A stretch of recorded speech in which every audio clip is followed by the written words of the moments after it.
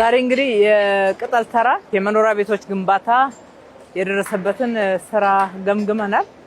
እጅግ በጣም አስደናቂ በሆነ ሁኔታ የዛሬ 2 ወር የተጀመረው ወደ 9ኛው ወለል ላይ ደርሷል። አጠቃላይ በወቅቱ የተጀመሩት በዚህ ፍጥነትና እጅግ በጣም አስደናቂ በሆነ ሁኔታ ወደ የፊኒሺንግ ስራ እያለፉ ነው ያሉት። ቦታቸው ሳይጸዳላቸው ትንሽ የዘገየባቸው ደግሞ እነሱም እንዲሁ በጥሩ ብርታት ወደ 4ኛ ወደ 5ኛ እንደዚህ ደርሰዋል። ስራው በጣም በጥሩ ሁኔታ እየሄደልን ስለሆነ ካስጀመርን በኋላ በመሃሉ ደግሞ ገምግመን አዳዲስ ህንጻዎች ወደ 3 ህንጻዎች እንዲጨመሩ አድርገናል። ሰፈሩ እጅግ በጣም ማራኪ፣ ለመኖር ምቹ፣ ለህፃናት ቦርቀው ተጫውተው የሚያድጉበት ምቹ መኖሪያ አካባቢ ሆኖ እየተገነባ ነው ያለው። ሰፈር ነው እየተገነባ ያለው፣ መኖሪያ ቤት ብቻ ሳይሆን ሰፈር ነው እየተገነባ ያለው።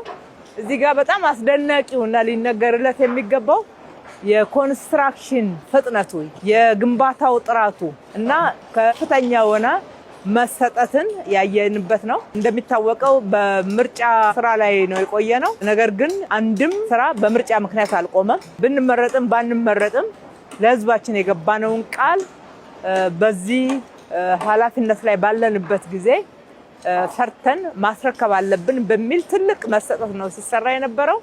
ቃላችን በተግባር ነው። ስራው በጥሩ ሁኔታ ወጥቷል። የክረምት ስራው ከዚህ በኋላ የሚጎዳው ነገር የለም። ክረምቱን አምልጧል ስራው ማለት ነው። ለህዝባችን ከዚህ ላነሳናቸው ለቅጠል ተራ ነዋሪዎች ደግሞ በአዲሱ ዓመት ያማረ የተዋበ እጅግ በጣም ዘመናዊ ቤት ይጠብቃቸዋል። ዘመናዊ አኗኗር ትጀምራላችሁ። ቅጠል ተራን ትላንትና ከጀመርነው በተለምዶ ገዳም ሰፈር ተብሎ ከሚጠራው ከከንቲባ ጽሕፈት ቤት ጀርባ ካለው ሰፈር ጋራ አንድ ላይ እንዴት አድርገን አገጣጥመን ይሄን አካባቢ ሙሉ ለሙሉ መቀየር እንችላለን የሚለውን ታሳቢ ያደረገ ስራ ነው የምንሰራው። መሀል ላይ ጣሊያን ሰፈር የሚባለው አለ፣ እሱንም እንጨምረዋለን። ይሄ ኮኔክት ሲሆን አንድ ላይ ሲገናኝ አካባቢው አጠቃላይ ሲደማመር አንድ ትልቅ ከተማ ነው የሚሆነው። መኖሪያ ስፍራ ነው፣ መኖሪያ አካባቢ ነው የምናደርገው። መኖሪያ ማለት ግን የንግድ ሱቆች፣ የንግድ እንቅስቃሴዎች፣ ማህበራዊ አገልግሎት ጨምሮ የሚሰጡ አገልግሎቶች ይቀራሉ ማለት አይደለም። አብረን ታሳቢ አድርገን ነው። ፖሊስ ጣቢያዎች ይገነባሉ። እዚህ ውስጥ ያሉ ትምህርት ቤቶች በአዲስ መንገድ ይገነባሉ።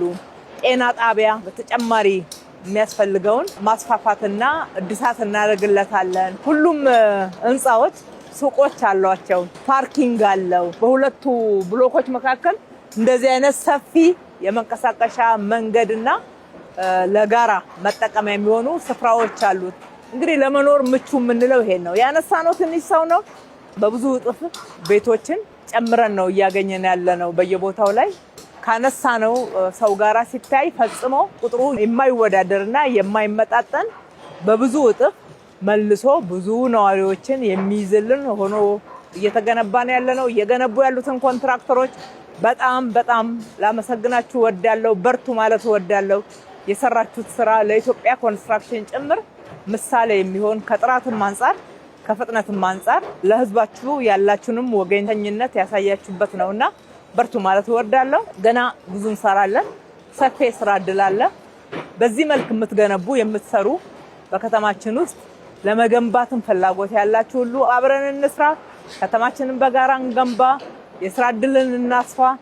በአጠቃላይ ሁላችንም ተጠቃሚ የምንሆንበትን ደማቅ አሻራ በጋራ እናስቀምጥላለሁ። አመሰግናለሁ።